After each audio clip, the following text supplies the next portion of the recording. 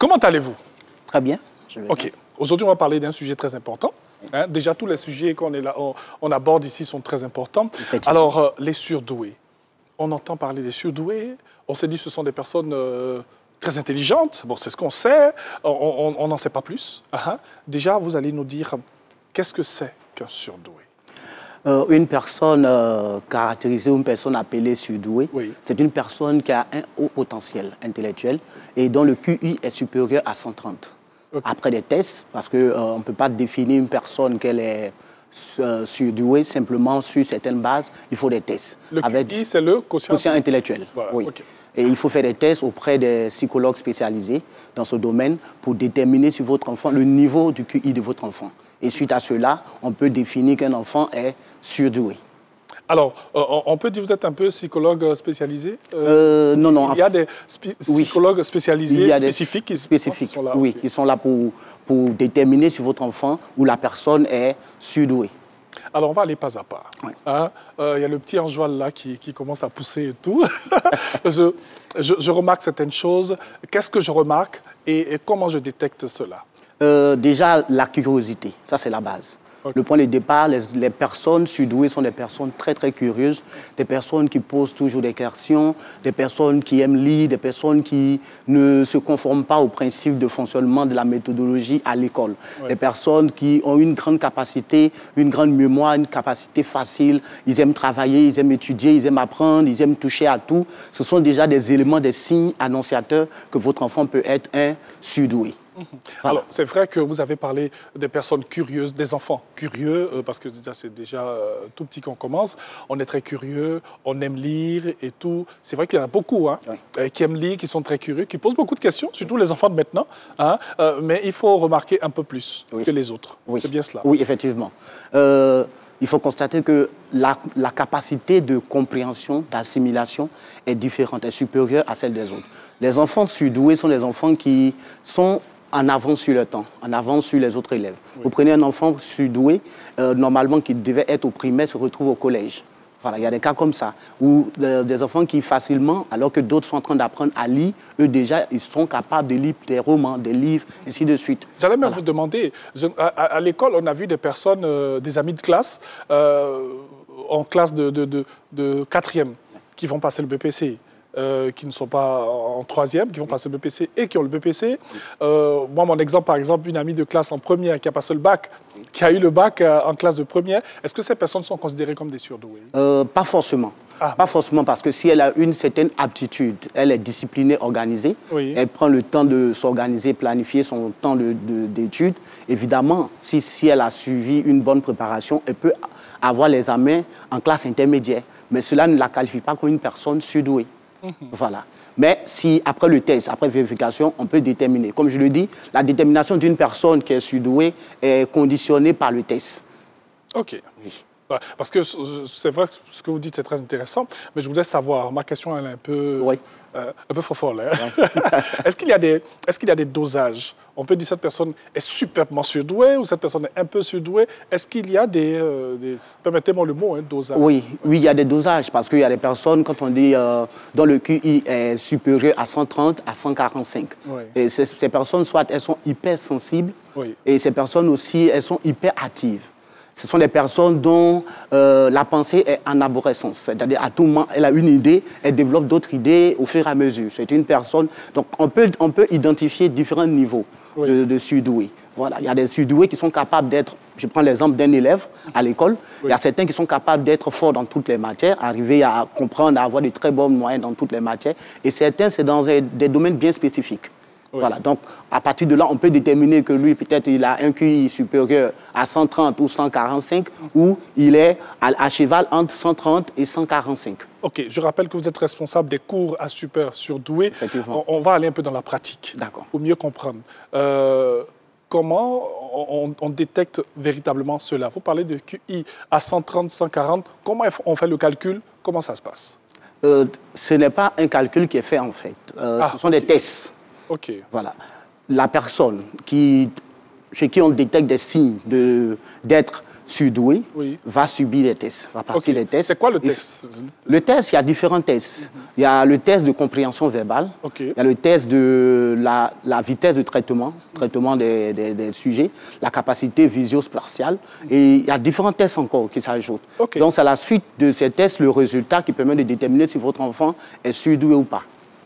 Et ça se fait sur combien de temps? Ça peut se passer en fonction de la disponibilité de la personne. Voilà. Parce que l'enfant, certes surdoué, mais bon, il va à l'école, il continue sa vie normalement. Oui, effectivement. Voilà. En une journée, il est possible de faire le test. Ah, en une journée? Oui, il est possible de faire le test en une journée. Bon, enfin, ils sont super intelligents. Donc, voilà. En une journée, voilà. Ce sont des tests qui ne demandent pas assez d'efforts, qui simplement on peut mettre dans un contexte. Et à la suite de cela, on peut déterminer, après bilan, que vous êtes surdoué ou pas. Alors, dites-nous, on a fait le test, l'enfant est surdoué, on l'a détecté, on a vu ses aptitudes, mais extraordinaires. On le sait maintenant. Comment est-ce qu'on accompagne l'enfant dans ce processus-là? Surtout qu'il est, permettez-moi encore le mot, il est un peu différent des autres. L'accompagnement d'un enfant surdoué est très délicat. Très, très délicat. Parce qu'il est très différent des autres enfants. Et généralement, force est de noter que les enfants surdoués ont une mauvaise image. Ils se sous-estiment. Parce que généralement, ils sont incompris, ils sont soit rejetés. Donc, les parents doivent les accompagner, être là. Et parfois, même les enseignants ne les comprennent pas. Vous savez, vous pouvez être surdoué et avoir des difficultés à l'école. Ah bon? Oui. OK. Parce qu'un surdoué, c'est une personne qui est autonome. Elle ne suit pas toujours les règles d'apprentissage. Bien sûr. Elle veut utiliser, sa méthode. Donc, parfois, quand vous êtes dans un établissement, certains enfants, ce n'est pas forcément qu'ils sont des cancres, mais c'est leur difficulté à s'adapter. L'enfant, déjà, certains enfants, ils n'aiment pas la routine. Un surdoué n'aime pas la routine. Parce que, généralement, il peut arriver au coup, cet enfant, en classe de CE1 ou peut-être en classe de CM2, a déjà les notions du collège. Donc, lorsqu'il est assis, il est présent dans une classe, il ne peut pas être concentré parce que, déjà, il se dit qu'il maîtrise tout ce qui est là. Donc, il a des difficultés à se concentrer. C'est là que se trouve la difficulté. La difficulté. Précision. Donc, les parents doivent être à côté, suivre l'enfant, parce que s'il est incompris à l'école, s'il est rejeté à l'école, les parents doivent maîtriser, savoir que leur enfant est surdoué et les attitudes à avoir. Accompagner l'enfant, inscrire l'enfant peut-être dans une bibliothèque pour que l'enfant puisse lire, voir en fait quels sont les éléments ou la documentation nécessaire pour que cet enfant puisse se développer. Généralement, en Côte d'Ivoire, je pense qu'il y a des structures qui sont adaptées pour former, pour suivre ces enfants. Donc, on peut inscrire cet enfant là-bas pour que l'enfant puisse se développer pour un bon suivi. Alors, on a constaté que l'enfant est surdoué. À l'école, vous avez parlé de difficultés. Il se dit que là, il n'a pas sa place là, parce que lui, sa place est un peu plus haut. Est-ce que, dès cet instant, on doit prendre l'enfant pour le mettre à la place où il se sent le mieux?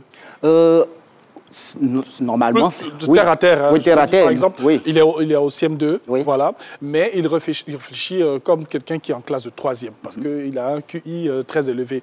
Est-ce qu'il faut directement l'envoyer en classe de 3e? Non. Ah, OK. Non. Avant de le faire, il faut que l'enfant puisse faire des tests. Si un établissement décide de le recevoir, il doit d'abord subir des tests pour vérifier s'il a le niveau requis pour pouvoir passer en classe de 3e. Voilà. Parce que s'il n'a pas, il peut présenter peut-être certaines aptitudes qui fait que peut-être aujourd'hui, il est en classe de CM2, il doit aller directement en 5e ou en 4e, mais il n'a pas encore les bases. Et une chose qu'il faut retenir, c'est que l'enfant peut développer une certaine aptitude, maîtriser certaines choses du collège, mais il peut aussi rater certaines informations. Donc, il y a un travail de mise à niveau qui doit être fait, parce que il peut maîtriser peut-être, il est plus mathématique, mais il n'est pas plus linguistique. Donc, il faut développer cette partie pour éviter que, dans sa progression, l'enfant puisse être confronté à l'échec. Et généralement, lorsque un enfant surdoué ou une personne surdouée est confronté à l'échec, c'est une personne qui peut être brisée à l'intérieur, découragée et même abandonnée. Parce que généralement, les surdoués sont des personnes perfectionnistes. Donc, elles aspirent toujours à l'excellence, à produire les meilleurs résultats. C'est pourquoi toujours elles sont en quête d'information, en quête de connaissances. Elles sont toujours plongées, en train de creuser, curiosité, comprendre les choses. Et une chose que je vais dire qui est très, très important, un enfant surdoué, il ne suffit pas seulement de lui dire de faire quelque chose. Il doit d'abord comprendre pourquoi il doit le faire. Lorsqu'il ne comprend pas le pourquoi, il ne le fait pas. Donc, c'est vraiment important de tenir compte de ce point. Il ne fait pas les choses pour faire. mais il doit comprendre le pourquoi. OK. Alors, c'est tellement intéressant encore ce que vous êtes en train de dire, parce que là, vous êtes en train de déconstruire une pensée qu'on avait chez nous, à la maison, dans notre quotidien. Un enfant surdoué, c'est un enfant qui est super intelligent, il peut s'adapter à tout, il peut tout faire, il connaît tout, il sait tout. Et pourtant, il y a beaucoup de difficultés en dessous de cette affaire de surdoué. Oui, effectivement. Beaucoup de difficultés sur l'aspect émotionnel. Il peut avoir un QI élevé, mais un quotient émotionnel faible. Qui peut agir. Qui peut agir, qui peut affecter son niveau de compétence. Parce qu'un enfant, il est hypersensible. Il est hypersensible parce que le surdoué regarde les autres en fonction, il se détermine en fonction des autres, de la réaction des autres. Il ressent la réalité des autres. C'est un enfant un peu qui manifeste plus l'empathie. Donc, ils sont comme des éponges qui prennent ce que ressentent les autres. Donc, lorsqu'il est dans une classe, il est accepté, il est apprécié, automatiquement, il s'épanouit. Mais lorsqu'il se sent rejeté, il est face à peut-être d'autres élèves ou d'autres condisciples qui manifestent de la jalousie, automatiquement, il s'enferme et il est dans son coin. C'est pourquoi vous allez constater que certains surdoués, ils sont timides en fonction de leur personnalité. D'autres, ils manifestent cela par la colère, par le refus de pouvoir suivre l'ordre, de ne pas obéir. Lorsqu'ils sont en classe, ils font ce qu'ils veulent. Pas parce que c'est leur désir, pas parce que c'est une volonté, mais c'est leur personnalité et leur hypersensibilité qui manifestent à ce niveau. Donc, il faut comprendre que, certes, ils sont surdoués. Pour ceux qui sont tout petits, hein, ils sont surdoués, mais ils restent tout de même des enfants. Ils restent tout de même des enfants. Parce que l'intelligence ne progresse pas au même moment que les émotions, que le côté émotionnel. Donc, parfois, il y a un déphasage entre la croissance intellectuelle et leur état émotionnel. Donc, c'est pourquoi ils ont besoin d'un suivi pour pouvoir réellement équilibrer QI et QE. Alors, on a parlé un peu de l'école et tout, ce qu'on doit faire à l'école, comment est-ce qu'on doit le suivre. On va vraiment rester un peu à la maison avec les parents. J'ai mon enfant qui est surdoué. Comment moi, en tant que parent, je l'accompagne? Vous avez dit que sur le plan émotionnel, c'est très fragile de ce côté-là. Donc, il faut vraiment l'accompagner, il faut beaucoup lui parler. Qu'est-ce que les parents doivent concrètement faire au quotidien avec ces enfants-là? Au quotidien, il faut savoir qu'un enfant super surdoué, c'est un enfant hyperactif. Il n'aime pas la routine, il doit toujours avoir des activités. Il doit être toujours en train de soit étudier, lire, en train de faire des jeux d'échecs, des activités qui vont l'amener à véritablement canaliser son énergie. Hyperactif dans ce sens-là, pas un enfant qui est... Non, pas turbulent. Voilà, pas turbulent.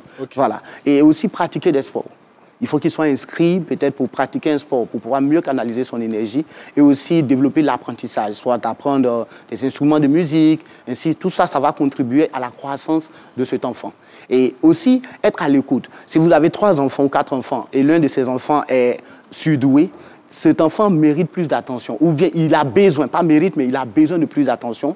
Parce que, contrairement aux autres qui ont une croissance normale, celui qui est surdoué n'a pas une croissance normale. Il ne suit pas les règles de croissance, le processus normal de croissance. Donc, il a besoin d'être écouté, il a besoin d'avoir les réponses à ces questions. Parce qu'à la différence des autres, c'est un enfant qui pose assez de questions, très curieux. Et cet enfant, les parents ne doivent pas négliger ce point. Merci.